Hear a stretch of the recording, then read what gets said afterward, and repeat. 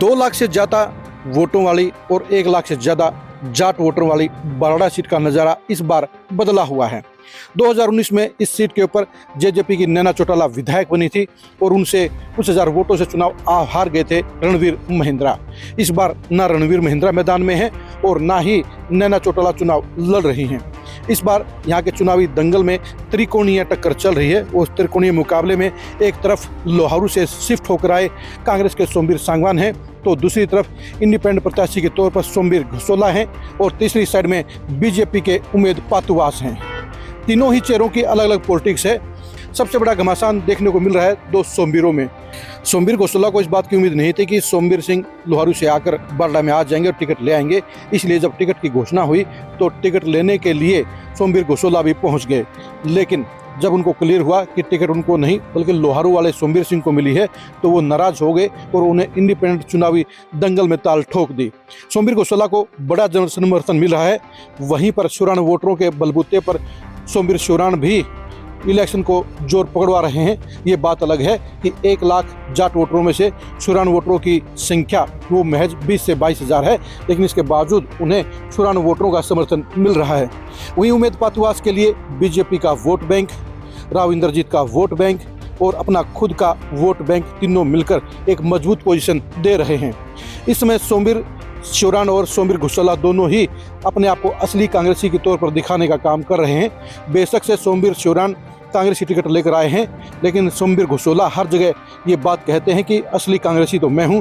सोमवीर शुरान तो घुसपैठिया है जो बाहर से आकर टिकट लेकर आए हैं।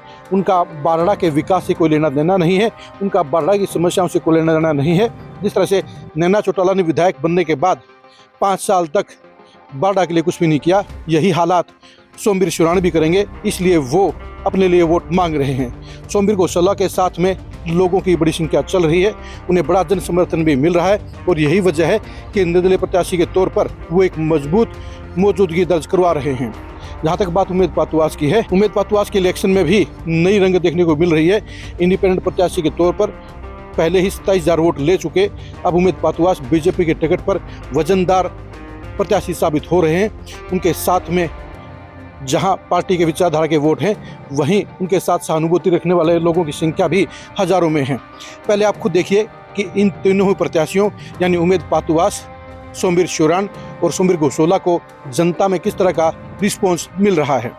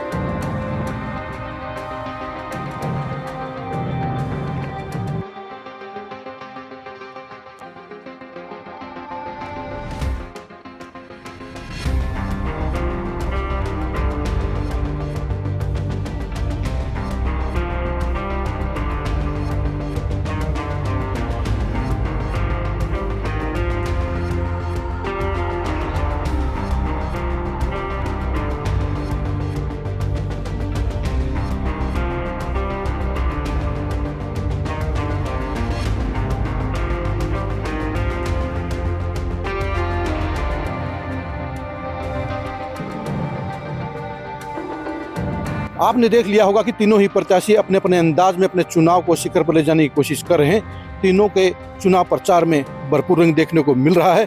तीनों ही गाजे बाजे के साथ में अपनी चुनाव मुहिम को चला रहे हैं, लेकिन देखने की बात यह है कि अंत में फिनिशिंग कौन बेहतर करेगा। उमेद पातुवास के साथ में हर बेल्ट में वोटर हैं, यानी बीजेपी का प्रत्याशी होने का उन्हें पूरा फायदा मिल रहा है, क्योंकि हर गांव में उन्हें या तो पार्टी के नाम पर वोट मिल रहे हैं या उन्हें अपने नाम के वोट मिल रहे हैं और या उनकी विकासशील छवि के वोट मिल रहे हैं। वहीं पर सोमवीर घुसोला भी इलाके का निवासी होने के नाते और समाज सेवी होने के नाते अपने साथ में लोगों का लिंक जोड़ रहे हैं, कनेक्टिविटी को बढ़ा रहे हैं। सोमवीर शुरान के लिए सबसे बड़ी बात यही है कि उन्हें बीजेपी की नाराजगी का वोट मिल रहा है, उन्हें जेजेपी की नाराजगी का वोट मिल रहा है और उन्हें शुरान वोट भी मिल रहे हैं। यही वजह है कि यहाँ का चुनाव ट्रायंगल हो गया है।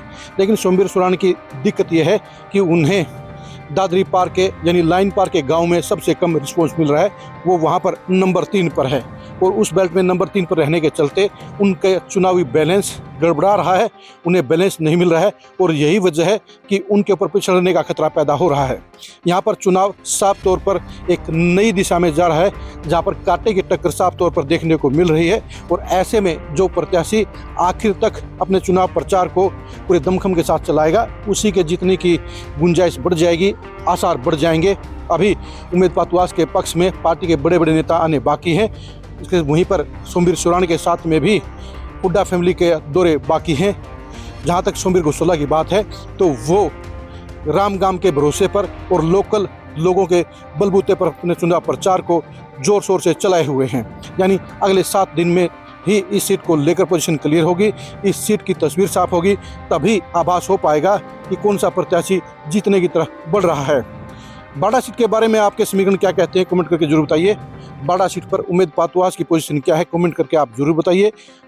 बाड़ा सीट के ऊपर दोनों सोमवीरों में से कौन हैवीवेट है, यह भी कमेंट करके जरूर बताइए। आप हमारे फेसबुक पेज को फॉलो कीजिए, आप हमारे यूट्यूब चैनल को सब्सक्राइब कीजिए। नमस्कार।